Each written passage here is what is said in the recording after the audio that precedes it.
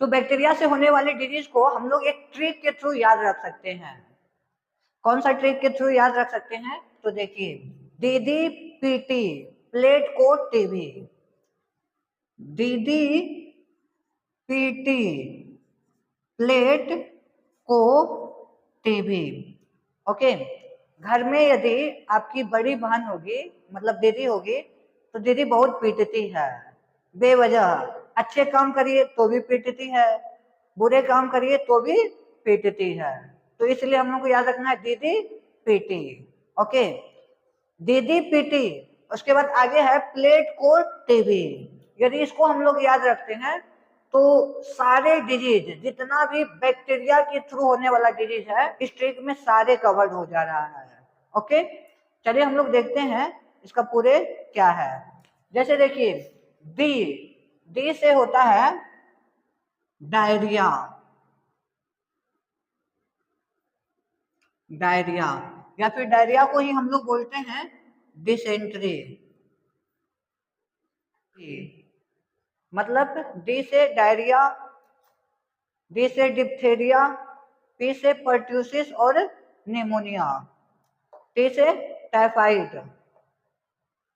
Plate, plate में play से plague और टी से टेटेनस, और को से कोलेरा, टीबी से ट्यूबरक्यूलोसिस है, या फिर इसको शॉर्टकट में टीबी भी बोलते हैं।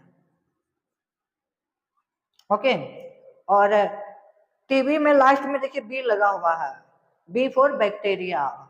ओके, तो these are the bacterial disease, ये सभी बैक्टीरिया के द्वारा उत्पन्न होने वाला डिजीज है। अब हम लोग को एक एक करके सारे डिजीज को देखना है कि कौन से बैक्टीरिया के थ्रू कौन सा डिजीज होता है, इसका सिम्टम्स क्या है, इसमें कौन सा वैक्सीन यूज करते हैं, इसको ट्रीट कैसे करते हैं, ये सभी चीज हम लोग को देखना है। तो सबसे पहले आते हैं डायरिया को देखते हैं, डायरिया या फिर डिसेंट्री। डायरिया या डिसेंट्री बैक्टीरियल डिजीज है, तो कौन कौन से बैक्टीरिया काउच करता है? सबसे फेमस बैक्टीरिया है सीगेला, सीगेला, सीगेला से डायरिया उत्पन्न होता है। और सीगेला के अलावा और भी बैक्टीरिया है, जैसे साल्मोनेला, इकोलाई, इस्चेरिचिया कोलाई। ओके, इन सभी से डिसेंट्री हो सकता है। ओके, ये बैक्टीरिया है जो डिसेंट्री काउच करता है। इसके बाद आ जाइए डिप्थेरिया में। डिप्थेरिया कौन से बैक्टीरिया के थ्रू काउच होता है? तो डिप्थेरिया को काउच करने वाला एक बैक्टीरिया होता है Corynebacterium diphtheria. Okay, Corynebacterium diphtheria.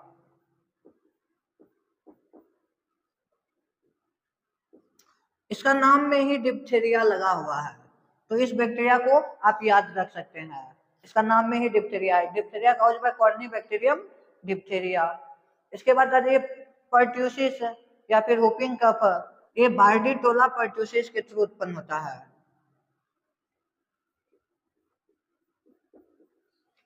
बार्डीटोला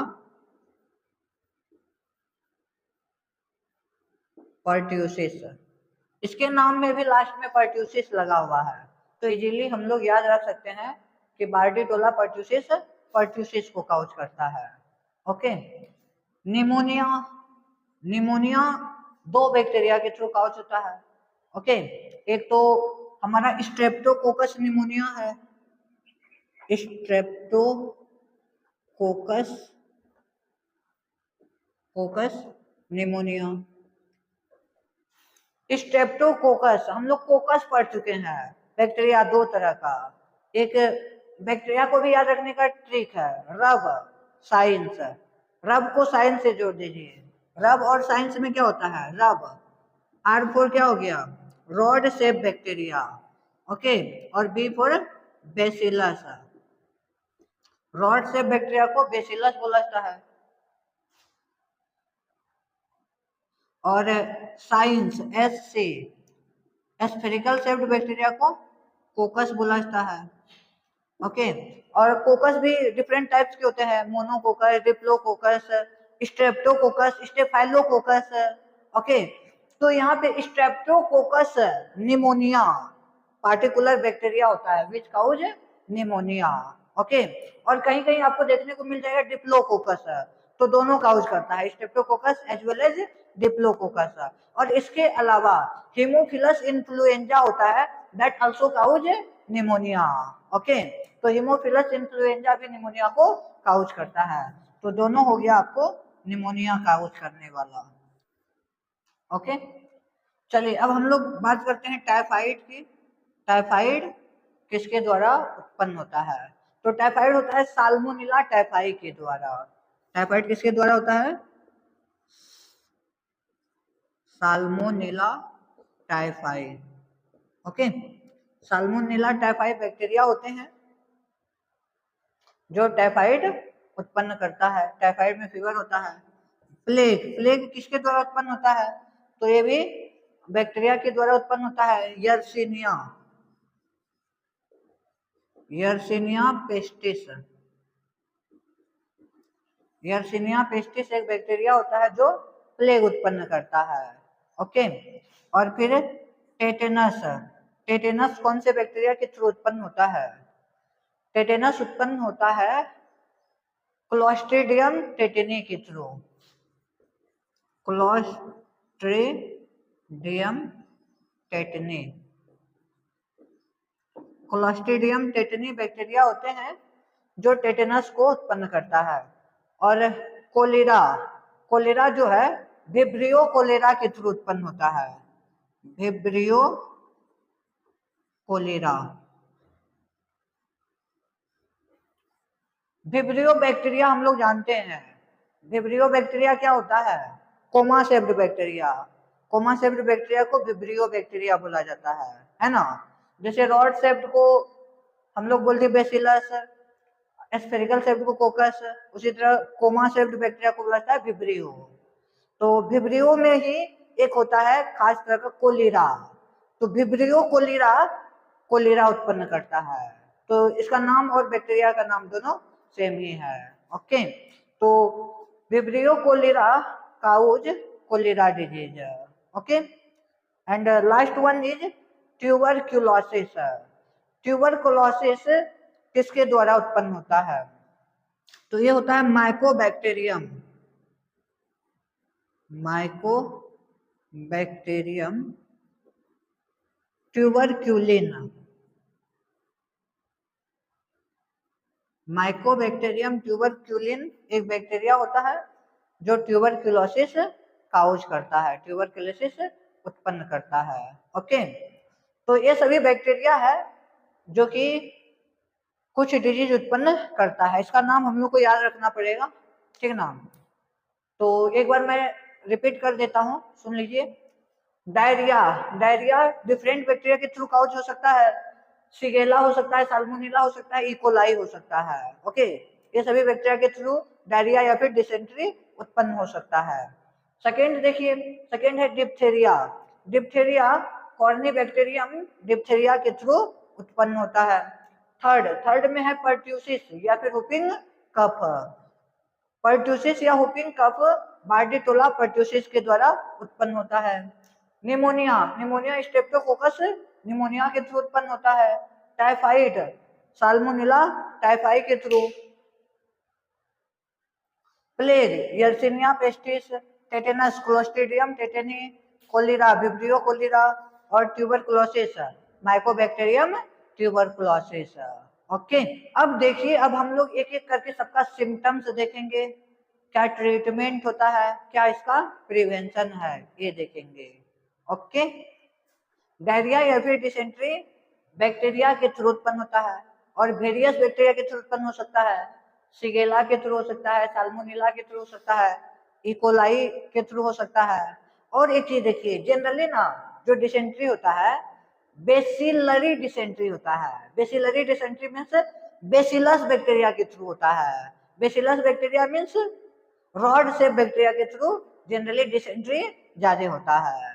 okay, अब आप कहेंगे कि सर डिसेंट्री का सिम्टम्स क्या है, सिम्टम्स हम लोग कैसे पता करेंगे? किसी भी डिजीज के बारे में पता हम लोग साइन और सिम्टम से पता करते हैं। ओके, तो साइन और सिम्टम्स में थोड़ा डिफरेंस है। क्या डिफरेंस है साइन और सिम्टम्स में, बता सकते हैं? नहीं बता सकते हैं, आप बता सकते हैं साइंस और सिम्टम्स में? क्योंकि हम लोग साइन और सिम्टम्स को देख के ही पता करते हैं कि डिजीज हुआ है, या फिर डॉक्टर भी साइन और सिम्टम्स को देख के ही पता करता है। ओके, तो साइन और सिम्टम्स में थोड़ा डिफरेंस है। साइन होता है observable changes. Observable changes means जिसे हम लोग देख पाते हैं, जैसे rash on the skin, skin में दाग दाग हो गया, ये हम लोग ऑब्जर्व कर पा रहे हैं। Okay, inflammation on the skin, skin में इन्फ्लेमेशन हो गया, कोई भी स्किन में सोलन पार्ट आ गया, तो इसको हम लोग ऑब्जर्व कर सकते हैं। जो ऑब्जर्वेबल चेंजेस होता है इसको बोला जाता है साइन। ओके, और सिम्टम्स किसको बोला जाता है? Symptoms only can be feel by the patient. अब मान लीजिए आपके पेट में दर्द हो रहा है, पेट में दर्द होना क्या दूसरा आदमी समझ पाएगा? आपकी दर्द को दूसरा कोई समझ पाएगा? नहीं समझ पाएगा, तो इसको हम लोग बोलेंगे सिम्पटम। सिम्पटम, ओके, तो साइन और सिम्पटम में यही डिफरेंस है। ओके, कि डायरिया का साइन और सिम्टम्स क्या है? जनरली डायरिया में लूज मोशन होता है। Loose motion means watery stool होता है। ओके, डायरिया में क्या होने लगता है, हम लोग बार बार जाते हैं टॉयलेट, और टॉयलेट जाके क्या करते हैं, watery stool.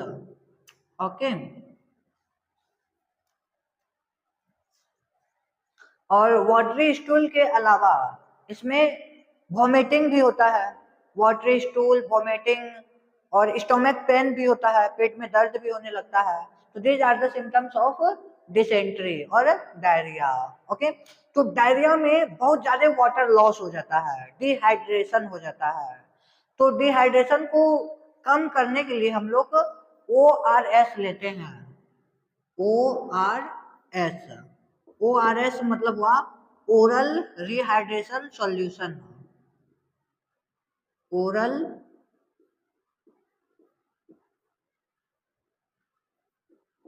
Rehydration solution. Okay, oral rehydration solution, ORS। Okay, ORS को हम लोग पीते हैं डिसेंट्री के केस में, जो कि रिहाइड्रेशन करता है। रिहाइड्रेशन मतलब जो हमारा पानी लॉस हुआ है, वाटर लॉस हुआ है, जो हमारे बॉडी में डिहाइड्रेशन हुआ है, उसको रिकवर कर देता है। ओके, तो इसको बोलते हैं रिहाइड्रेशन।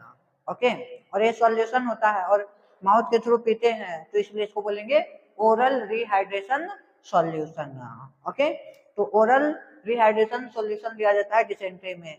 इसबगोल भी लिया जाता है। इसबगोल, इसबगोल का नाम सुने आप लोग का? हाँ, भूसी आता है इसबगोल। ओके, पैकेट में आता है, उसको पहले पानी में डाल के फुलाया जाता है, कुछ देर छोड़ देने के बाद, मतलब रात में डाले सुबह में उसका पानी में पीते हैं, इसबगोल। ओके, हाँ, तो ये सब डिहाइड्रेशन से बचने का उपाय है। ओके, हाँ, और ट्रीटमेंट की बात हो तो डायरिया और डिसेंट्री में जनरली हम लोग एंटीबायोटिक्स लेते हैं। ओके, डायरिया और डिसेंट्री में कभी कभी पानी चढ़ाने की भी नौबत आ जाती है जब ज्यादा डिहाइड्रेशन हो जाता है। ओके, डिसेंट्री जो होता है ये एक पर्सन से दूसरे पर्सन में कैसे फैलता है? तो डिसेंट्री जो एक पर्सन से दूसरे पर्सन में कंटामिनेटेड फूड वाटर के थ्रू फैलता है। कंटामिनेटेड फूड वाटर मीन्स जैसे ये टॉयलेट किया, अब उस टॉयलेट को, कंटामिनेटेड टॉयलेट जो इन्फेक्टेड है वो किसी फूड में चले गया। ओके, तो जो बैक्टीरिया है फूड में चले जाएगा, अब उस फूड को कोई हेल्दी पर्सन खाएगा तो उसको भी डिसेंट्री होने की संभावना रहेगी। ओके, फिर वाटर है, कोई वाटर में वैसा हो गया, तो इसको, इसका प्रिवेंशन कैसे हो सकता है? इसको बचाने के लिए हम लोग प्रॉपर हाइजीन को मेंटेन करेंगे। ओके, जैसे ही जिसको डिसेंट्री हो गया है, डिसेंट्री करने के बाद प्रॉपर हैंड वॉश करेगा। ओके, और फूड पार्टिकल्स को दूर रखेगा थोड़ा। ओके, तो ये सब चीजें, जो कपड़े होंगे वो साफ सुथरा रखेगा। ओके, गंदे कपड़े नहीं रखेगा, तो इससे जो है हम लोग डायरिया या डिसेंट्री को प्रिवेंट कर सकते हैं। ओके, चलिए इसके बाद आ जाइए, हम लोग बात करते हैं डिप्थेरिया की। डिप्थेरिया में क्या होता है? डिप्थेरिया कॉर्नीबैक्टीरियम डिप्थेरिया के थ्रू काउच होता है, मतलब बैक्टीरिया के थ्रू काउच होता है। और इसका सिम्टम्स क्या है? सिम्टम से पहले एक चीज देखिए, कॉर्नीबैक्टीरियम डिप्थेरिया जनरली हमारे नोज के थ्रू एंटर करते हैं हमारे बॉडी में। ओके, और हमारे रेस्पिरेटरी ट्रैक को इन्फेक्ट करते हैं। तो रेस्पिरेटरी ट्रैक को जैसे ही इन्फेक्ट करते हैं, रेस्पिरेटरी ट्रैक में जो सेल्स होते हैं वो मार देता है, और सेल्स जैसे ही मरेगा तो वहां पे इन्फ्लेमेशन होगा, फूल जाएगा, स्वॉलन हो जाएगा। तो इसमें जनरली क्या होता है कि रेस्पिरेटरी ट्रैक फूल जाता है, ओके, स्वॉलन हो जाता है। तो swallowing and inflammation of respiratory tract, this is the symptoms of diphtheria. Okay, इसके अलावे हमारे वॉइस बैठ जाते हैं। ओके, हॉर्सनेस, हॉर्सनेस मतलब वॉइस जो है हमारा बैठ जाता है, गला बैठ जाता है, अच्छे से बोल नहीं पाएंगे। ओके, इसके अलावे हमें रेस्पिरेशन में प्रॉब्लम होने लगेगा, ब्रीदिंग में प्रॉब्लम होने लगेगा। इसके अलावे हमें फीवर हो जाता है। ओके, तो ये ज्यादा सिम्टम्स ऑफ डिप्थेरिया, ये सभी किसके सिम्टम्स हैं? डिप्थेरिया के सिम्टम्स हैं। ओके, और डिप्थेरिया के सिम्टम्स, डिप्थेरिया जनरली एयर के थ्रू फैलता है। ओके, एयर ड्रॉपलेट्स, जैसे स्नीजिंग हो गया, कफिंग हो गया, तो इनसे हमारा डिप्थेरिया एक पर्सन से दूसरे पर्सन में फैलेगा। ओके, इसके बाद देखिए जो इसका ट्रीटमेंट है, ट्रीटमेंट हम लोग कैसे करेंगे? तो ट्रीटमेंट के लिए इसमें हम लोग एंटीबायोटिक्स का यूज करते हैं। जनरली एंटीबायोटिक्स में एजिथ्रोमाइसिन का यूज किया जाता है। ओके, आजकल तो एजिथ्रोमाइसिन इतना फेमस हो गया है कि कोई भी डिजीज हो उसमें एंटीबायोटिक्स के रूप में एजिथ्रोमाइसिन ही यूज करते हैं, तो ही वो ठीक होता है। ओके, छोटा मोटा एंटीबायोटिक्स लेने से जल्दी डिजीज ठीक नहीं होता है। ओके, तो एजिथ्रोमाइसिन एंटीबायोटिक्स होता है जिसको हम लोग डिप्थेरिया में लेते हैं। ओके, तो ये हो गया इसका ट्रीटमेंट। और इसका एक डिप्थेरिया का एक टेस्ट भी होता है। डिप्थेरिया को, डिप्थेरिया बैक्टीरिया, कॉर्नीबैक्टीरियम जो होता है, इसको चेक करने के लिए एक टेस्ट होता है, Schick test. Schick test, Schick test के थ्रू हम लोग डिप्थेरिया को टेस्ट करते हैं। ओके, तो it is tested by Schick test. ठीक, और इसमें वैक्सीन का यूज किया जाता है, डी टैप, डी टैप, या फिर इसी को कहीं कहीं टी डैप भी देखने को मिलता है, ट्रिपल एंटीजन है। तो डी टैप का यूज करते हैं हम लोग डिप्थेरिया के प्रिवेंशन के लिए। ओके, ये वैक्सीन होता है। डी टैप क्या होता है थोड़ा देर बाद हम लोग देखेंगे। ओके, चलिए, तो ये हो गया हमारा डिप्थेरिया। डिप्थेरिया का काउजल ऑर्गेनिज्म, कैसे ये हमारे बॉडी में इन्फेक्ट करता है और इसका क्या सिम्टम्स होता है, कैसे इससे हम लोग बच सकते हैं। ओके, इसके बाद चलिए हम लोग बात करते हैं पर्ट्यूसिस की, या फिर whooping कफ की। whooping कफ बार्डिटोला पर्ट्यूसिस बैक्टीरिया से उत्पन्न होता है। ओके, जो बार्डिटोला पर्ट्यूसिस होता है ये भी हमारे रेस्पिरेटरी ट्रैक में ही इन्फेक्ट करता है, नोज के थ्रू ही इन्फेक्ट करता है। तो जनरली इसमें हम लोगों को क्या होता है, सांस लेने में प्रॉब्लम होता है। और एक चीज देख लीजिए, इसमें सांस लेने में प्रॉब्लम होगा और सांस लेने के साथ साथ रन्नी नोज होगा, नोज से बाहर निकलना शुरू हो जाता है। ओके, समझ रहे हैं मेरी बातों को आप लोग? नोज से निकलना शुरू होता है, रन्नी नोज। इसके अलावा इसमें भी फीवर होता है। और एक चीज देखिए, शुरू शुरू में जो कफिंग होता है वो ना माइल्ड कफिंग होता है। माइल्ड कफिंग मीन्स कम कफिंग होता है, लेकिन धीरे धीरे कफ बढ़ते जाता है। ओके, और एक ऐसा सिचुएशन आता है कि कफिंग के साथ साथ हुप साउंड के साथ, हुपिंग साउंड के साथ कफिंग होना स्टार्ट हो जाता है। ओके, आप लोग बुजुर्ग बूढ़े लोगों को देखे होंगे कि एक अलग साउंड के साथ कफ करता है। तो पर्ट्यूसिस में जो कफिंग होता है with whooping sound, that's why it is also known as whooping cough, इसलिए इसको क्या कहा जाता है, whooping cough। बातें समझ में आ रही है? ओके, तो pertussis is also known as whooping cough। whooping cough क्यों कहा जाता है? क्योंकि कफिंग इस स्टेज में पहुंच जाता है कि whooping साउंड के साथ कफ होता है, that's why it is named as whooping cough। Okay, चलिए इसके बाद इसको जनरली इसको भी एंटीबायोटिक से ही हम लोग ट्रीट करते हैं, और इसका प्रिवेंशन के लिए ये फैलता है एक पर्सन से दूसरे पर्सन में ड्रॉपलेट्स के थ्रू ही, एयर के थ्रू ही। ओके, तो एयर के थ्रू फैलता है, तो हम लोग एयर पार्टिकल्स ये सब, जैसे कोई छींकेगा तो हैंकी लेके छींकेगा, तो उससे जो है एयर में वो नहीं फैलेगा, तो इससे हम लोग प्रोटेक्ट कर सकते हैं। ओके, और पर्टूसिस के लिए भी वैक्सीन होता है, जो कि यही डी टैप है, टैप। ओके, पर्टूसिस और डिप्थेरिया के लिए सेम ही वैक्सीन यूज होता है, ठीक है। चलिए इसके बाद देखिए हम लोग आते हैं टेटेनस।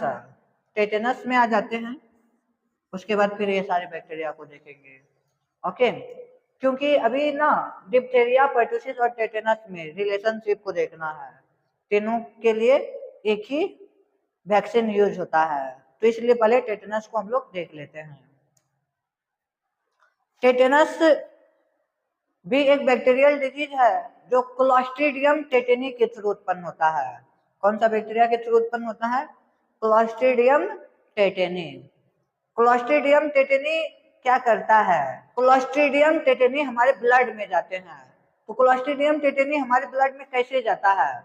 जैसे कहीं भी हमारे बॉडी पार्ट्स कट गया, खास करके रस्टेड आयरन इक्विपमेंट से यदि हमारे बॉडी पार्ट्स कट गया, तो क्या होता है कि रस्टेड आयरन में क्लोस्ट्रीडियम टेटेनी होता है और वो हमारे ब्लड में चले जाता है और ब्लड के थ्रू हमारे पूरे बॉडी में सर्कुलेट कर जाता है। और जैसे ही हमारे पूरे बॉडी में सर्कुलेट करेगा तो हमारे बॉडी का जो कॉन्ट्रैक्शन है, बॉडी में कॉन्ट्रैक्शन होना स्टार्ट हो जाएगा।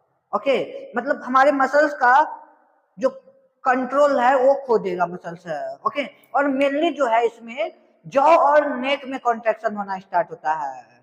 तो जॉ और नेक, जॉ जो है हम लोग खोल नहीं पाते हैं, जॉ एकदम ऐसे होते रहेगा, बोलना चाहेंगे ना तो भी बोल नहीं पाएंगे।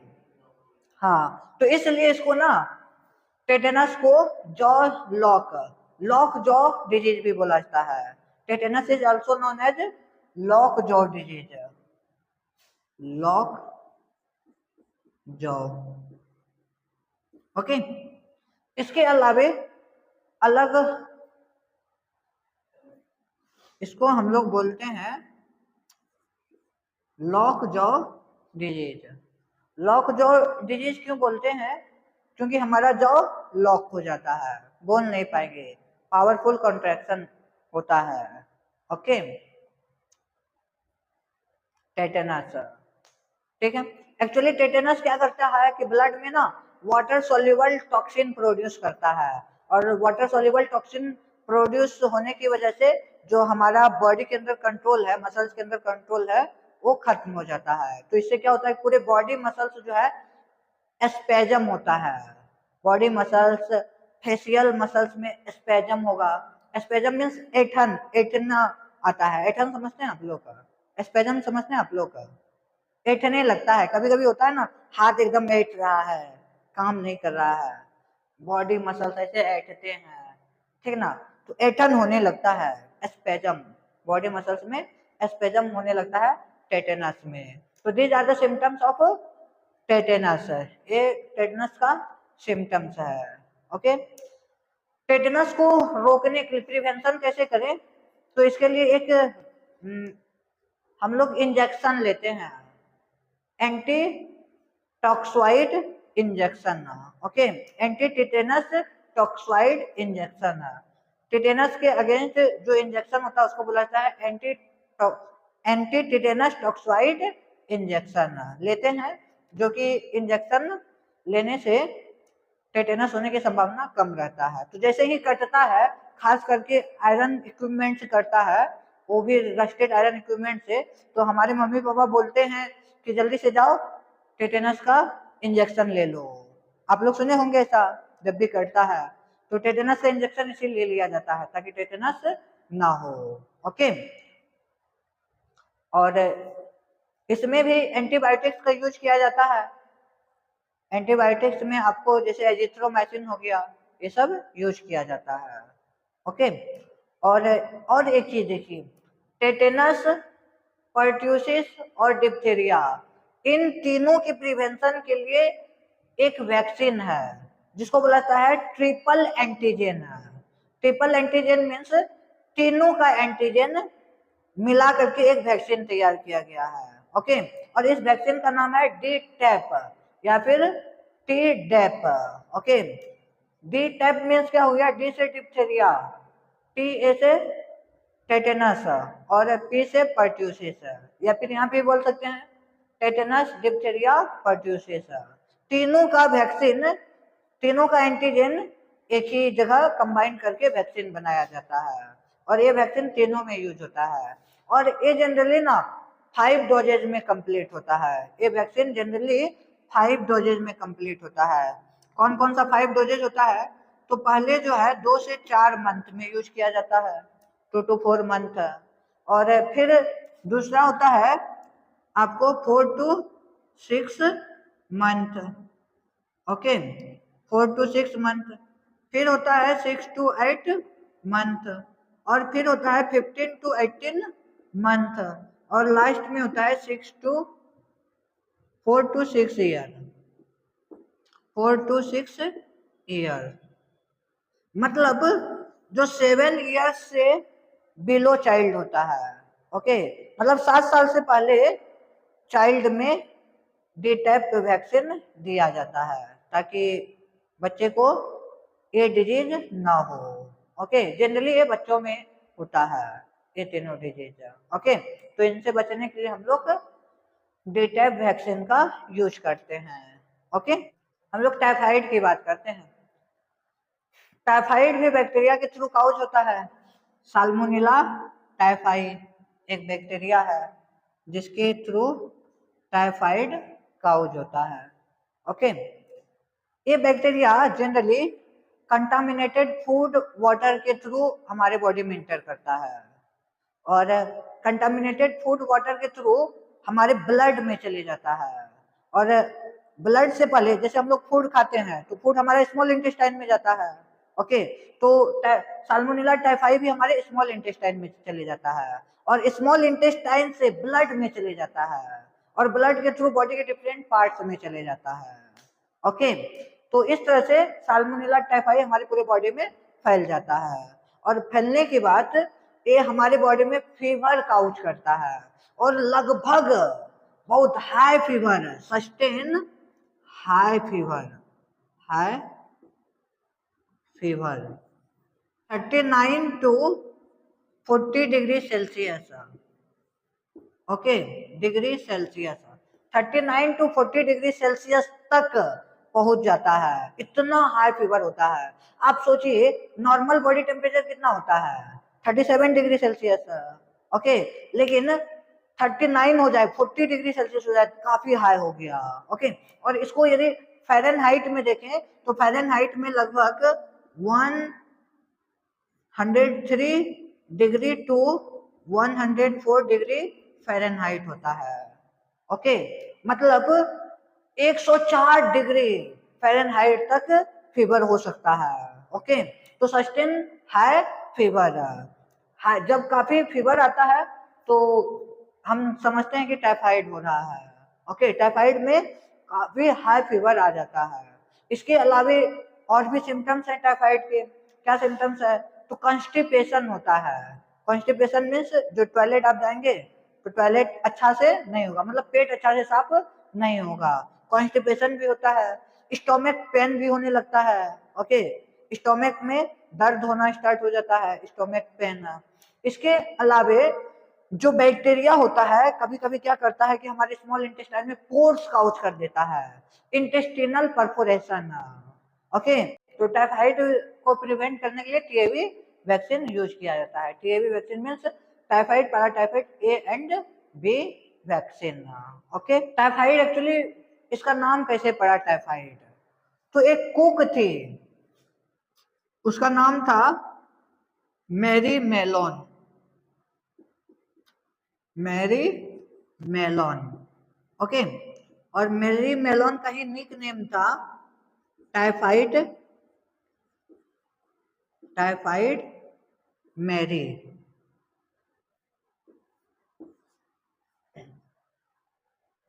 मैरी मेलोन या फिर टाइफाइड मैरी एक कुक थी, खाना बनाती थी बेचारी। ओके, सबके घर में जा जा करके खाना बनाती थी और खाना खिलाती थी, ठीक ना। तो बेचारी को एक दिन टाइफाइड फीवर हो गया, तो इसको पता नहीं चला। कैसे पता चलता, गरीब थी, ठीक ना, तो पता नहीं चल रहा था। तो ये क्या कि इस फीवर फीवर के साथ थी, खाना बना रही थी और खाना दूसरे को दे रही थी। तो इसके फीवर खाना के साथ थी, बहुत लोगों को फैल गया और सेवेरल ईयर्स तक फैला। ओके, सेवेरल ईयर्स और बहुत लोगों को फैल गया। कैसे फैला, तो इसके खाना के थ्रू फैला। ओके, तो इसलिए इसका नाम पड़ गया, इस फीवर का नाम पड़ गया टाइफाइड। क्यों पड़ गया टाइफाइड, क्योंकि इसका निक नेम था टाइफाइड मैरी। ओके, इसका ओरिजिनल नेम था मैरी मेलोना। लेकिन एक चीज बताइए, ओरिजिनल नेम से कोई पुकारता है क्या? नहीं, ओरिजिनल नेम सर्टिफिकेट में लिखने के लिए होता है। लोग प्यार से कुछ अलग ही नाम से बुलाते हैं, है ना। तो उसी तरह इसको टाइफाइड से ही बुलाता होगा सबको ये, तो इसलिए इसके डिजीज की वजह से सबको फैला, तो इसलिए इस डिजीज का नाम रख दिया typhoid. Cholera vibrio cholerae bacteria के थ्रू उत्पन्न होता है। विब्रियो कोलेरी, विब्रियो आप लोग समझते हैं already. Vibrio comma shaped bacteria को बोला जाता है। ओके, तो कोमा सेप्ड बैक्टीरिया और उसमें भी कोलेरा नाम का बैक्टीरिया, ठीक ना, वो काउज करता है कोलेरा। और कोलेरा में क्या होता है, कोलेरा में भी जनरली डायरिया डायरिया ही होता है, डायरिया और डिसेंट्री। उसके अलावा फीवर भी आता है। ओके, तो these are the symptoms of cholera. Plague जो होता है ये यर्सिनिया पेस्टिस के थ्रू काउज होता है और इसमें भी हमें फीवर ही आते हैं। ओके, फीवर, हेडेक, ये सब सिम्टम्स होते हैं। और इससे एक्चुअली प्लेग एपिडेमिक, मतलब महामारी ला, प्लेग ऐसे फैला था पूरे दुनिया में कि महामारी ले आया था। जैसे अभी कोरोना फैला था ना, पूरी दुनिया में हड़कंप मच गया था, एपिडेमिक घोषित हो गया था। इसी तरह प्लेग भी एक जमाने में एपिडेमिक हो गया था, पूरे दुनिया में फैल गया था, महामारी घोषित कर दिया गया था। तो बहुत लोग मरे थे प्लेग से। तो इसलिए प्लेग को ना ब्लैक डेथ भी बोला जाता है। प्लेग फीवर को और किस नाम से हम लोग जानते हैं, black death, black death. Okay,